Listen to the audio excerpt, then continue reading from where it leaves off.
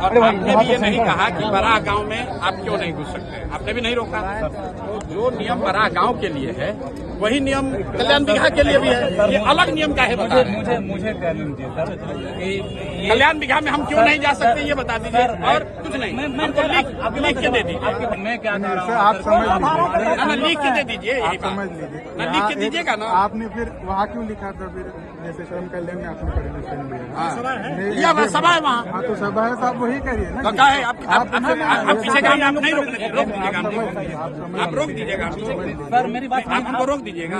आप ही एसडीएम है, तो आप यहाँ हमको गाँव में हमको आने के लिए आपसे परमिशन लेना पड़ेगा। आपने कहा नगर की सभा में कुछ नहीं, आप एसडीएम हो तो आप परमिशन तो लॉ एंड ऑर्डर होगा तो आप कौन जिम्मेदार है?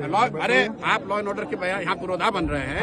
हम पिछले गांव में गए थे, लॉ एंड ऑर्डर नहीं हुआ, तो उसका भी आपने सूचना नहीं नहीं दिया। आ ही रहे थे। आप वहाँ क्या नहीं पकड़े, वहाँ क्यों नहीं रोके? आपके जिला अध्यक्ष से अरे सुनिए, ये सुनिए ना, रुकिए, बताइए। अभी आपको ज्यादा सुनो सुनिए, मुख्यमंत्री के जिला में एसडीएम हो गए हैं तो राजनेता मत बनिए, हम नहीं बन रहे, मत बनिए, बन रहे बनना भी हैं। नहीं। मैं सुन रहा हूँ आपके बारे में।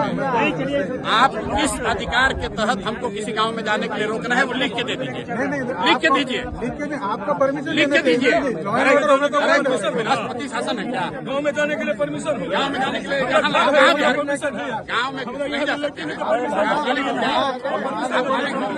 आप मालिक हो, दिखाइए कंप्लेन। अरे भाई जाके पूछ लीजिए। नहीं दिखाइए कंप्लेन, दिखाओ कंप्लेन,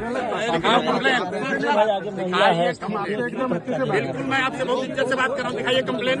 हम रोज पूरा बिहार में घूम रहे हैं, आपसे पूछ कर नहीं घूमेंगे।